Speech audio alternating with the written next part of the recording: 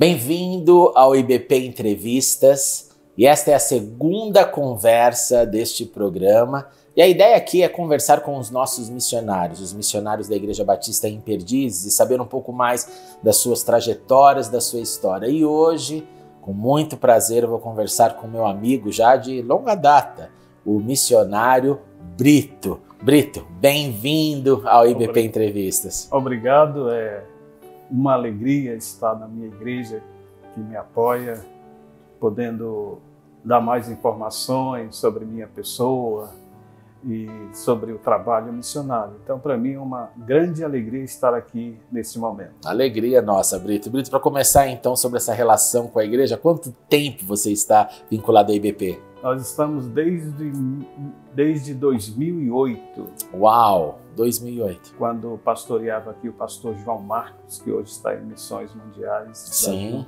ali começou a história. Sim. E até hoje, meu Deus, qual que é a matemática? Em 2008 a 2024, eu não vou nem tentar fazer porque eu sou péssimo com números. Dá 15 anos. 15 anos, que legal, que legal. E tem sido uma caminhada de muitos frutos, né, Brito? Mas vamos começar lá pelo começo. Como é que foi a sua chamada missionária? Conta um pouco do seu histórico. Eu me converti no ano de 84 na cidade de São Luís do Maranhão.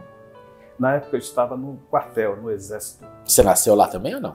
Não, nasci no Piauí, numa cidade chamada Miguel Alves. Piauí e Maranhão são bem perto, são estados perto. Ok. E eu fui para o quartel e servi o tempo obrigatório e engajei. Foi um bom comportamento e tal, e engajei. Exército. Exército. E eu fiz o curso de cabo, passei, fiquei 1 ano como cabo. E um dia eu estava na selva em treinamento e eu senti o desejo muito grande de ir a uma igreja evangélica. E fui à igreja, uma igreja batista, e recebi Jesus como meu Salvador em 84. Uau! Daí eu tive o desejo de conhecer mais a Jesus, conhecer mais a palavra, e eu achei que o quartel não era tão bom assim. E eu pedi baixa. Meu comandante chegou e disse: Brito, você vai para onde? Eu vou para o seminário. Se você vai para o seminário, você é cabo, podia ser um sargento. Eu disse: não, mas eu quero isso. Dei baixa e vim embora para São Paulo para estudar. Uau, convicção então da conversão. Sim. Já te levou Foi. Ao seminário. Sim. Aí eu cheguei em São Paulo, vim no sentido de trabalhar e ainda trabalhei. Eu fui funcionário do metrô. Na época não existiam essas estações que hoje existem. Sim. Eu trabalhei por 1 ano no metrô como eletricista, funcionário do próprio metrô, ganhava muito bem. E aí chegou o tempo daquela chamada, aquele chamado sempre dentro, né? E eu parti para o campo missionário, eu parti para o seminário, fiz o Seminário das Nações no Rio de Janeiro, o seminário que me formou para ser missionário, não Uau. Tanto teólogo, mas missionário. Sim, sim. E fui trabalhar nos morros do Rio de Janeiro, como Borel, Rocinha, Cantagalo, Manguinho, várias comunidades da... Missões urbanas, né? Sim, missões urbanas. E quando eu estava trabalhando no morro, eu conheci a minha esposa em um trabalho missionário na Igreja Presbiteriana do Brasil, na cidade de São Gonçalo. Conheci minha esposa, eu era solteiro quando estava no seminário, aí casamos e ficamos servindo no Rio de Janeiro por 4 anos. Uau! Depois de 4 anos, fomos a um encontro da MPC, Mocidade para Cristo, em Belo Horizonte. E lá eu senti o desejo muito grande, tinha os missionários falando sobre a região amazônica, e eu senti o desejo muito grande de ir para lá. Aí fui para o Maranhão, São Luís, e lá eu procurei informações sobre as aldeias, isso em 94. Caramba, aquela época você tinha que ir realmente para buscar informações, né? Não era Sim. como hoje, todas as facilidades de Sim. internet e tal. Né? Aí eu fui até uma aldeia, um pastor da Assembleia de Deus, era um pastor que tinha um trabalho muito relevante lá na aldeia, e ele me apresentou o cacique, e daí começou toda a trajetória missionária. E você já foi com a sua esposa nessa vez? Eu fui com a esposa, casado. Né? Aí lá já nasceu o meu primeiro filho, Mateus, a segunda filha, Sara, me ajudando durante a adolescência deles, me ajudando no trabalho. E de modo que essa foi a chamada Uau. até eu chegar lá. E nessas tribos no Maranhão, aí você já estava morando próximo, já era um contato Sim, semanal com as tribos, com os indígenas? semanal. Eu comecei o trabalho mesmo chamado, e eu tinha convicção, eu sonhava antes de ir para o campo indígena, eu sonhava pregando dentro de aldeia indígena. Foi algo sobrenatural, essa chamada para o campo, porque eu não fui assim sem saber, mas já no coração já tinha aquele desejo, o que eu queria, e quando cheguei eu me realizei. Quando eu pisei num campo missionário, eu não me sinto tão bem quanto dentro de um trabalho como o meu que estou fazendo dentro de uma tribo. Gosto muito do mato. Isso, o quartel me ajudou muito nisso. Talvez o quartel foi a semente. Foi. A gente fazia muitas operações na selva. Tem um curso chamado Curso de Instrução de Guerra na Selva, fica em Manaus. E eu fiz esse curso. Então ele me ajudou muito. Quando eu estou na aldeia, então eu tenho prática de sobrevivência na selva. Então não foi difícil a adaptação. Sim. Você acha que foi no seminário que começou a brotar o olhar para o indígena, já que o seu seminário foi mais relacionado à missiologia? Foi lá que começou isso? Foi, lá começou, porque eles falavam muito de áreas carentes do evangelho no Brasil. Isso não alcançadas. Nos anos 90, né? Que houve uma grande onda missionária, né, nos anos 80, nos anos 90, e era chamada missionária, muitas igrejas despertando para enviar missionários para o campo, e eles me preparavam, o seminário me preparou exatamente para isso. Era um seminário muito prático.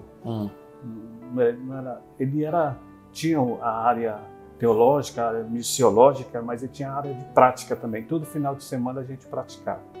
E isso foi me dando mais ânimo, desejo de realizar um trabalho missionário como este que está sendo realizado desde 94. Brito, como foi os primeiros contatos? Como aconteceram esses contatos? Porque é um público novo, diferente de você, e que você vai no início, que ele é muito assim na prática, na realidade, né? Sim. Você vai conhecer sobre aquela cultura para poder falar com aquela cultura.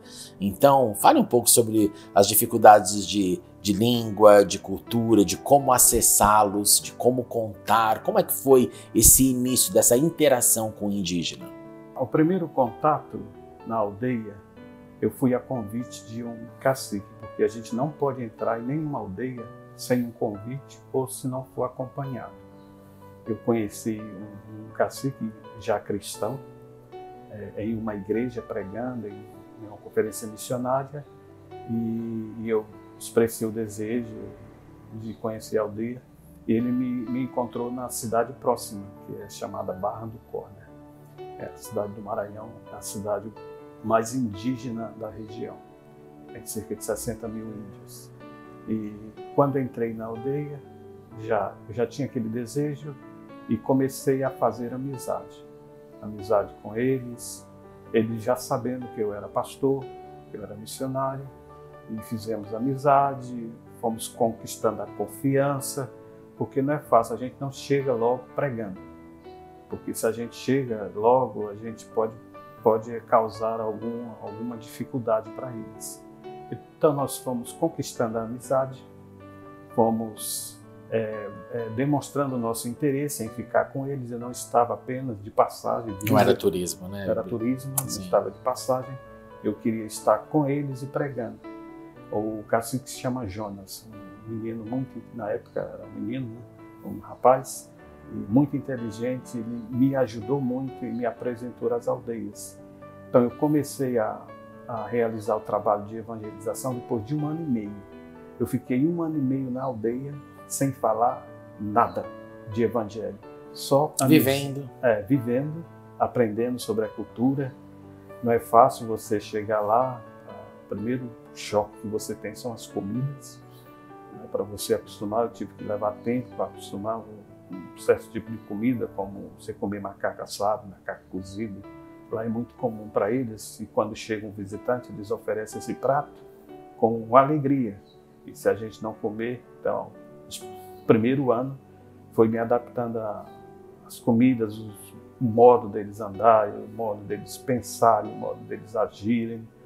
eu ia sempre percebendo. Vestimentas? Vestimentas.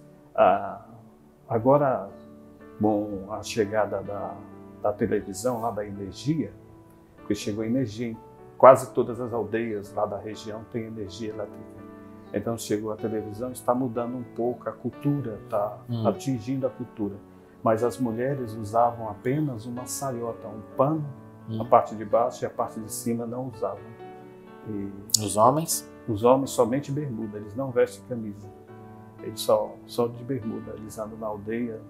Tem frio lá, na época de julho e agosto, dá 16 graus a madrugada e de dia muito sol. Então as mulheres usam apenas a parte de baixo e a parte de cima sem roupa.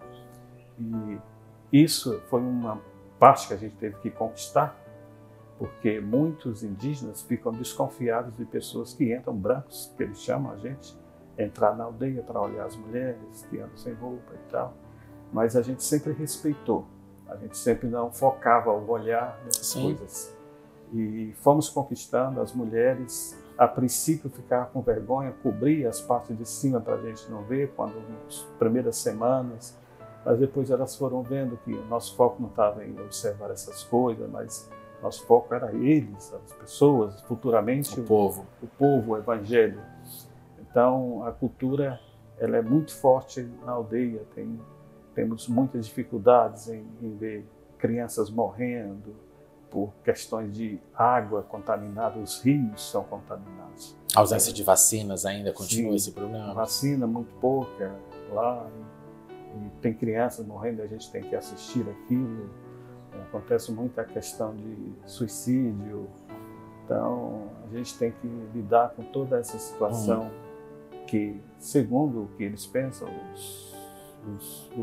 as pessoas da FUNAI, os líderes da FUNAI, pensam que isso é cultural, como o suicídio faz parte da cultura deles. Então a gente tem que conviver, pessoas que a gente orou, pessoas que a gente visitou, pessoas que a gente comeu junto, não existe mais. Tem uma família que é uma família que a princípio eu me hospedava na casa deles, na oca deles, vi os meninos crescendo, todos eles, e um deles ceifou a vida. Então é muito triste para a gente. É muito dolorido. E filho de um irmão que é um líder, é o pastor na aldeia. Então um filho dele, eles foram para a roça, o pai tinha uma espingarda, uma arma, foi caçar, e enquanto o pai saiu um pouco lá do local onde estava a arma, ele pegou a arma e ceifou a vida. Uau, então a gente fica assim muito chocado com essas coisas e não pode falar. E eu tenho um amigo em Teresina que foi a ponte que me fez chegar até a IBP. É muito amigo do João Marcos, foi ele que me apresentou para o João Marcos. Esse amigo é psicólogo e pastor. Quando ele soube desse suicídio, ele disse: Brito, eu preciso ir aí nessa aldeia. Você pode vir, Joel se chama ele. E ele chegou na aldeia e foi conversar com a família. E lá existe um pequeno posto médico de enfermeiras. E a enfermeira é contratada da FUNAI, tem contato com a FUNAI de Brasília. E o pastor Joel foi conversar com ela.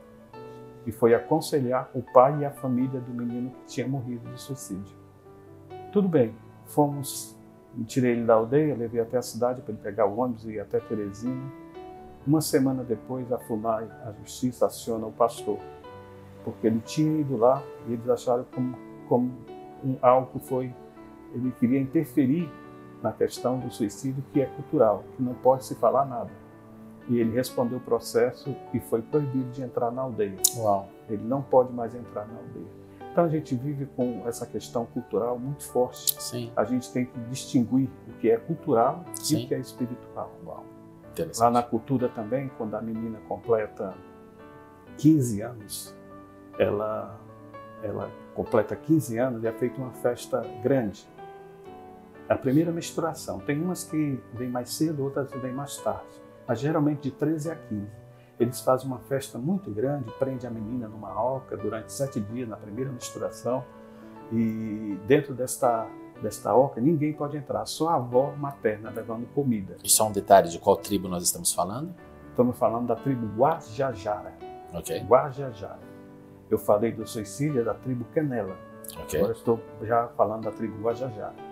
Então, ele prende aquela garota e depois do 7º dia, a garota sai para o pátio da aldeia, onde um grande churrasco, que ele chama moqueado, está preparado, uma mesa de muita caça assada. Aí é que dá muito macaco assado nessa época. E eles pegam, matam, assam, e está sobre a mesa para todos comerem.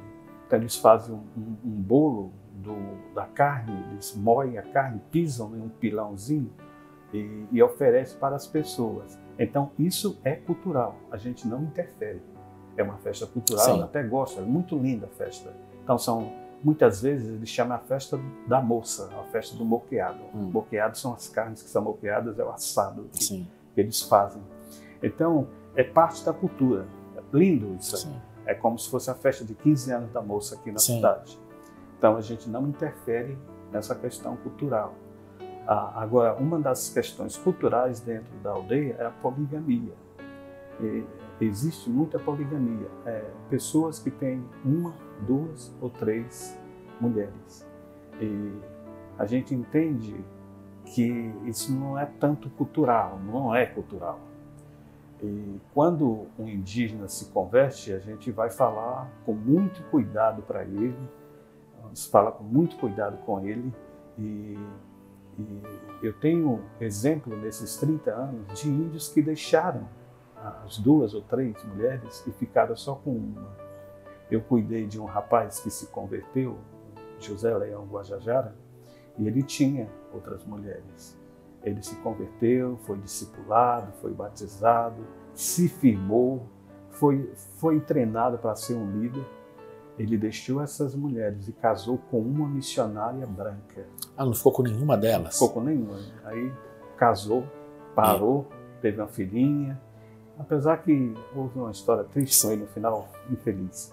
Ele saiu de uma aldeia para outra para visitar os parentes de moto e foi fazer uma ultrapassagem, bateu em outra moto e veio a falecer. Mas ele foi um exemplo que eu tive, que Deus pode mudar essa questão de poligamia dentro da tribo. E a gente tem conseguido, a gente tem tido êxito nesse sentido de poligamia. A gente interfere, entre aspas, né? Interfere sim, vai conversando. É uma instrução, né? É uma instrução que é dada. Vai conversando, né? Ele vai vendo o exemplo da gente levando a esposa, e vendo que a gente... Eles entendem como é a cultura nossa branca, sabe? Que é só uma esposa, então isso tem nos ajudado muito na questão cultural. Legal. Agora, Brito, o que acontece então nesse caso, nesse exemplo, por exemplo, né? Ele deixou essas mulheres, porque se é parte de uma prática, o que acontece, por exemplo, com a mulher deixada ou com as mulheres deixadas? A tribo permite que elas se casem novamente? Não há nenhuma restrição? Ela não fica marginalizada? Não, ela não fica. Eles, familiarmente falando, eles são bem organizados. Então, quando existe isso, não há problema quando ele deixa, e elas continuam vivendo na aldeia, podendo. Lá não existe namoro. Lá dentro da aldeia não existe essa questão como dentro da cidade. Gostou, simpatizou com a pessoa, já vão morar juntas. Não existe casamento, de testamento. Não existe certidão de casamento. Lá é feito tudo simplesmente a união de corpos. União. E essas mulheres, essas 3, se por acaso tiver deixado, o marido tiver deixado, ela passa a viver na aldeia normalmente, e se aparecer uma nova pessoa, não há problema. Ela se junta, ela vive a vida, e muitas vezes ela tem a poligamia, mas não é geral. São casos isolados. São casos. Né? Mas ela continua, a pessoa que é deixada pelo marido, digamos assim, ela vive normalmente na aldeia e está livre para outra pessoa, para recomeçar a vida de outra forma. Com outra Legal. Pessoa. Agora, Brito, quando você chegou no passado em tribos que não havia menção, conhecimento sobre Deus, sobre a tradição judaico-cristã, que religião você encontrou já nessas tribos? A gente encontra a religião, eles adoram muito a natureza. Gostam muito de rio, gostam muito do sol, da lua, da madrugada. Existe festa para o peixe, existe festa para outros deuses que só o pajé sabe, que o pajé é o líder espiritual da aldeia. Então, eles adoram, eles fazem o culto quase que diariamente. O pajé, ele faz os cultos dentro da aldeia de manhã, falando lá na língua dele, invocando os espíritos que eles creem, mas não era um conhecimento do Deus nosso, o Deus Criador, esse Deus que nós servimos. E é mais difícil chegar nessas aldeias e poder pregar para eles. Eu tive sorte de sempre entrar em uma aldeia que tinha sempre alguém que já conhecia, que já tinha ouvido falar de Jesus. Eu não enfrentei muito essa questão deles, de aldeias que eram aldeias mesmo bem antigas. Fechadas, que não sabiam de nada. Sim. Não é? Porque as aldeias mais fechadas são as aldeias lá do alto de Rondônia, de Roraima, naquela região lá, eles são bem mais fechados, onde não permite que a gente entre. A FUNAI, o governo federal, não permite. As mais isoladas, As mais isoladas. Sim. Outras pessoas entram lá, ONGs, né, pesquisadores entram, mas pastor, missionário, se eles souberem que existe dentro dessas aldeias, essas aldeias são bem tradicionais, que não têm conhecimento, que adoram outros deuses, sim, como Deus da lua, Deus do sol, Deus do rio, Deus dos pássaros e por diante, nós não entramos nessas aldeias, né? Bem isoladas, e eu tenho trabalhado mais com uma que tem alguma coisinha do Evangelho. Sim. Isso facilita muito a pregação. Já tem uma porta de entrada. Né? Uma porta de entrada. Mas existem muitas aldeias que não têm conhecimento de Deus Criador. Nosso Deus Jeová, Deus Todo-Poderoso, não conhecem. E um número grande, Brito? Principalmente nessa região de Roraima, de Rondônia, toda aquela região, até uma região do Amazonas, sim, existe muito isoladas. Sim. Que nem a FUNAI quer entrar lá. Sim. Eles dizem que querem preservar a cultura, não quer contatos com eles. Às vezes um líder sai e vai ter contato em Brasília, porque eles precisam a questão de saúde, sim, ajuda. Houve muita morte de crianças naquela região, há uns 2 anos, 3 anos atrás, foi assunto da mídia, de crianças morrendo de malária, eles tiveram que sair, foi o jeito a FUNAI entrar em contato com eles. Somente a FUNAI, funcionários, vão de helicóptero e baixam em uma aldeia, e lá eles conversam, vê toda a questão. Mas para nós missionários, nessas isoladas que não têm conhecimento, sim, do Deus, sim, Altíssimo, é mais difícil. Entendi. Onde você está hoje, Brito, exatamente? O que você está fazendo? Eu estou hoje no estado do Maranhão. O Maranhão é parte da região amazônica, é o portal da Amazônia, é o começo da Amazônia legal brasileira.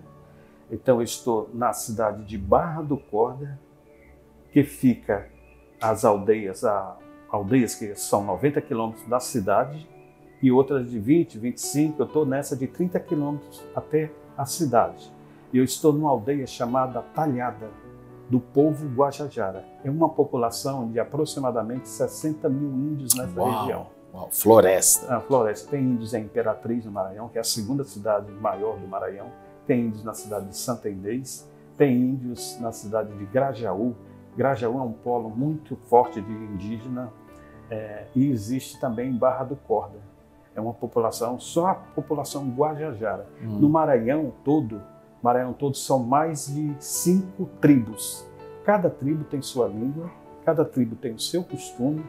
Então, para você entrar em outra aldeia, você precisa ter um pouco conhecimento também da língua e recomeça tudo de novo. Mas durante esse período que eu estou, eu tenho alcançado 80% da tribo Guajajara. Tenho alcançado a tribo Guajajara.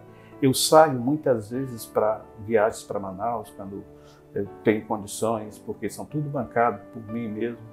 Pego um avião até o Belém, de Belém eu vou até Manaus e faço visita na região indígena e na região ribeirinha de Manaus. Vou até o Pará, recentemente estivemos no Pará para ordenar 3 pastores da tribo Caiapó, na cidade chamada Orilândia, norte do Pará. E lá eles têm uma cultura bem bonita, bem forte, linda demais. Guajajara, Canela e Caiapó. São as tribos que nós estamos alcançando no Brasil. Já são 30 anos que nós andamos nessas tribos, mas eu moro em Teresina. Teresina é a cidade vizinha do Maranhão. Que é a sua base. Que é a minha base. Lá onde fica a minha família, meu filho está estudando e tal. E de lá eu saio. Da minha casa para as aldeias são 3 horas de viagem. Devagar no carro, as estradas são ruins. Mas o que separa o Maranhão do Piauí é apenas uma ponte de 700 metros. Então eu estou na minha casa, com 10 minutos eu estou no Maranhão. Então a capital, São Luís, é mais distante. Teresina, geograficamente, está mais próximo do Maranhão. Então, por isso que eu já morei em São Luís. Quando eu iniciei o trabalho, eu morava em São Luís. Depois mudei para o Piauí, geograficamente é uma cidade muito estratégica para você sair para qualquer lugar da região norte e nordeste. Teresina é um eixo muito importante. Então, eu moro em Teresina, trabalho no Maranhão, vou às vezes, quando posso e tenho condições, tenho passagens caras, mas eu já tenho ido até Manaus e tenho ido até o Pará, levando a mensagem, ordenação, suporte para os missionários. Uma das coisas que eu gosto muito é de apoiar os meus colegas missionários. E tem vindo gente nova, você sente gente nova chegando? Muito difícil para a região indígena, muito difícil missionário. Geralmente os que estão lá já têm anos, têm 10, 15, 20 anos. Missionários de carreira já. De carreira, mas atualmente está sendo difícil para um vocacionado sair da sua cidade, como São Paulo, Rio de Janeiro, Belo Horizonte, essas metrópoles. É bem difícil. Quando a gente tem que falar a realidade. Quando a gente tem a oportunidade de estar em uma igreja, pregando, divulgando, falando, eles ficam meio receosos de ir numa Só tribo. Deus, né, Brito? Você pensando nessa uma vocação, só Deus, né? Para pôr isso no coração. Você não tem... uma outra realidade. Não tem uma vida confortável que tem na cidade. Né? E essa questão cultural é muito forte e ela faz parte do chamado. Tem muitos que têm ido com a empolgação para ir pregar, mas quando se depara com o dia a dia, desistem do chamado. Sim, fala, não é para mim, né? Não é uma coisa para mim. E muitas vezes também pela questão financeira. Da minha época do seminário, nós éramos 21 alunos missionários com desejo de ir para o campo. Sim. São 30 do seminário. Eu tenho 30 anos só de aldeia, mas de ministério eu tenho 34 anos. Sim. E desde 1990, contando com o tempo que eu falei anteriormente sobre o Rio. Então nós éramos 21 missionários.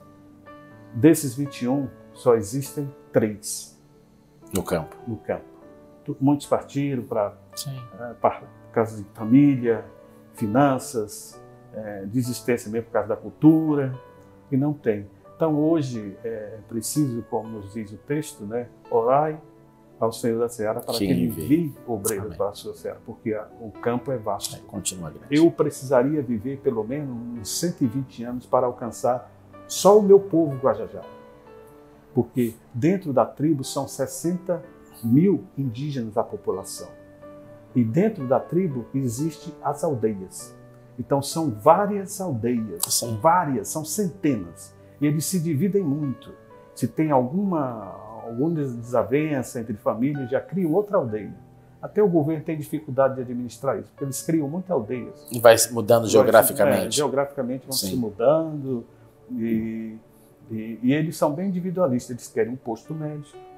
Até com a gente, eles querem uma igreja para eles. Muitas vezes um indígena não vai para o culto em outra aldeia, que fica a 100 metros, 150 metros. Tem que ser a dele. Ele tem que ser uma igreja para ele. Devem ter aprendido sobre divisão com a gente, né Brito? Talvez. Brito, falando já você falou da igreja, né, da realidade espiritual, conte um pouco sobre o que é um culto, o que é uma celebração, algo que você tem uma lembrança que tocou e que toca o seu coração dessa realidade quando eles estão reunidos cultuando. É bem interessante os cultos.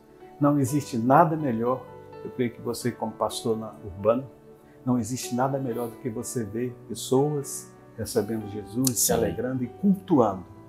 Na aldeia, quando um indígena se converte, ele se converte mesmo. Ele se torna um devoto 100% de Jesus, o Salvador, o Criador, Jesus Cristo. É isso que nós cremos também. E nos cultos, nós temos a presença de aproximadamente em dias festivos, dia 19 de abril, que é o dia deles, nós temos cerca de 400 pessoas em um culto. Uau! Eu me emocionei muito nesse último 19 de abril. Nós fizemos uma campanha, conversamos com algumas pessoas, conseguimos um boi para assar para a aldeia. Então, nós assamos o boi e durante o dia nós soltamos fogos. Eles soltam fogos durante o dia todo. E quando deu a noite, vieram porque é muito difícil, mas veio muitos outros indígenas para o culto. E começamos a louvar. Eles gostam muito de cântico. Então, o culto é 70% de música e 30% de palavra. Uau! Eles gostam muito, eles tocam violão, teclado, tocam sanfona, que é o acordeão. Nossa, os instrumentos elétricos. Eles gostam, tem teclado dentro da aldeia. Como chegou a energia, eles ligam. E os cultos geralmente começam, não tem hora para começar e nem para terminar. Eles estão comendo e estão cultuando, comendo e indo para o local de culto, louvando, pregando, um prega, outro prega. Danças também? Danças também. Eles dançam muito e uma das experiências que a gente ora por eles é um culto parecido com o nosso aqui na cidade. Tem um momento de louvor e tem um momento da palavra. Na palavra a gente não pode ser muito longo, porque eles se perdem no decorrer da pregação. Então tem que ser algo de 20 minutos, no máximo 25. Você tem que dar a palavra. Como eles são bilíngues, eles falam bem o português, o adulto, a criança nem tanto, a criança até 8, 10 anos não fala em português, mas os adultos todos falam.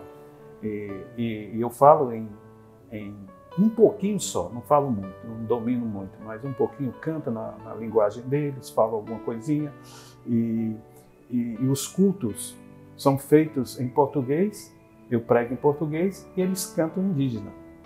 Então, e eles entendem, as crianças entendem também os cânticos. Sim. E eles que fazem as letras, sim, eles que sim. Nós temos um hináriozinho, que é cantor cristão para nós aqui batista, com 150 músicas. Pega a melodia conhecida e põe a letra indígena. Então nós já temos traduzido, tem a Bíblia toda traduzida, de Gênesis a Apocalipse, uma equipe americana foi lá, e durante 20 anos eles trabalharam na tradução, e temos a tradução. Já tinha a linguagem escrita antes dessa tradução? Não tinha. Os missionários que também fizeram a decodificação, que lindo. Então, eles também pregam, e pregam na linguagem deles, usando a Bíblia. Tem uns que sabem, que são alfabetizados na língua deles. Então, eles sabem ler e sabem falar também a língua. E o culto é feito. Não existe nada de tão maravilhoso na aldeia do que um culto indígena. Eles alegres, dançando, cantando. E não tem hora, mas muitas vezes começa às 7 da manhã e vai até 10 horas, 11 horas da noite. E quando dá 11 a gente já está cansado. Imagina. Vai para a rede, deita um pouquinho, eles chegam na rede, pastor mole, tu já está cansado. Desde de manhã. Mas pode, né? Desde de manhã a gente louvando. Sim. E eles falam isso, né? Que a gente vai descansar um pouquinho, que a rede fica bem próxima ao local de culto. Sim. Tem uma lona lá e tal. Sim. Agora que a gente está construindo um galpãozinho para ser melhor, mas existe uma lona, uma barraca bem feitinha. E o culto é feito. E lá a gente ora também pelos enfermos. Uma das experiências, como você perguntou, em um dos cultos nós oramos por uma criança que o pai já tinha levado várias vezes para o pajé. Para o pajé invocar os demônios, invocar os espíritos para a cura daquela criança. E chegou até dar algum remédio, mas não funcionou. A criancinha ela vomitava muito, coisa verde que saía de dentro dela e já não estava desenganada a criança. E a mãe, num culto de louvor e adoração, ela pediu que orássemos pela criança, porque ela disse que a criança ia morrer. Nós oramos, uma oração simples, e Senhor, nós não somos médicos, não tem hospital aqui. Faça um milagre nessa criança. No dia seguinte, ela voltou para o culto, que geralmente tem cultos todos os dias. Ela voltou para o culto, uma criança de 5 anos, ela veio trazendo, segurando na mão, e ela entrou para o a tenda para nós cultuarmos e a criancinha ficou no terreiro da aldeia brincando, curada, transformada em um dos cultos que foi realizado. Que lindo. Então é algo tremendo. Que lindo. Eu tenho esses 30 anos e tenho um projeto de mais 15. Mais então, 15? Você está com quantos anos, Brito? Eu tenho 59 anos. Sim. Eu quero trabalhar até os 75. E eu quero dedicar minha vida lá. Os filhos já estão crescidos, minha filha está se formando, né? Que quero só dar uma pincelada, que para mim é uma alegria. Sim. Eu, como missionário, nós vivemos uma vida muito assim, privada sobre finanças, essas coisas. Sim. Assim. Nós não teríamos condições de pagar uma faculdade para a filha. Ela fez o Enem, passou, tirou uma boa nota, mas não foi chamada. Mas semanas depois, o FIES a chamou. Que coisa boa. E ela está estudando de graça, está no último ano e já está comigo nas aldeias atendendo os índios como dentista. E ela disse que, pai, eu vou lhe ajudar. Eu sou missionária dentista agora. Fantástico. Então ela vai ser uma missionária fazedora de tenda, vivendo para o sustento dela, e vivendo para as tribos indígenas. Fantástico. Então eu fico muito feliz em dar esse relato para os irmãos. Que prazer. Estar aqui na minha igreja. Sou muito grato pela parceria da IBP. Sem ela seria mais difícil. Sim. Mas os pastores, todos que entram, pastores desses 15 anos, têm sido bem receptivos, amorosos, com os olhos carinhosos para o trabalho mundial, em outros lugares do mundo, mas aqui no nosso país também. Eu fico muito feliz por essa visão missionária da IBP. Só tenho que rogar bênção sobre todos. Bênção. Um orando pelo outro, né, Brito? Que Deus esteja abençoando. Amém. Né? Nós, nessa vinda aqui, nós estávamos divulgando um trabalho lá que precisamos fazer o banheiro lá. E já conseguimos. Foi rápido. Isso é lindo. Foi rápido, conseguimos. Brito. Eu fico feliz pela IBP. Muito obrigado, Brito. Muito obrigado por mais uma visita à igreja. Aqueles que quiserem assistir vão poder, porque vai ficar online, está online já o culto, né? E ouvindo um pouco mais da história. E a nossa oração é que Deus continue a te fortalecer, então, para você cumprir esses próximos desejados 15 anos. Que Deus te dê saúde, te dê força. Muito obrigado, Brito. Amém. E que Deus possa te renovar a cada novo amanhecer e te surpreender com mais e mais vidas para entrar nas suas histórias. E uma dica talvez e um pedido, pense em escrever talvez um livro sobre tantas memórias. Acho que vai abençoar todo mundo. Conversei aqui com o Brito, missionário entre os indígenas. Até o próximo, então, IBP Entrevistas. Brito, agora um papo aqui entre nós, cara. Tô querendo realmente te visitar o ano que vem. Mas o macaco, cara, me conta como que é essa carne, cara? É por época. Depende da época que a pessoa estiver. Entre o mês de julho e outubro tem muito macaco. Que é o inverno. Não, o verão. O verão. Ele dá muito no verão. Então essa época eles fazem macaco. Que é a época das caças também. Se você for fora dessa época, eu me livro dele. Você vai se livrar dele de outras. Mas o que vai ter? O que vai ter ao lugar dele de? E aqui se me fala das comidas malucas. Qual foi a mais louca que você comeu que você falou não foi gostoso? Foi a onça, né? A onça. Sim, eles mataram uma onça. É ruim. Meia azeda a carne. Mas eles me deram o pernil dela. Sim. E eu assei e comi para agradá-los. E não gostou? Não gostei, mas... E de algo que você achou assim, esse aqui eu quase neguei. Esse aqui eu não tô afim de nem experimentar. Cabeça de macaco cozida.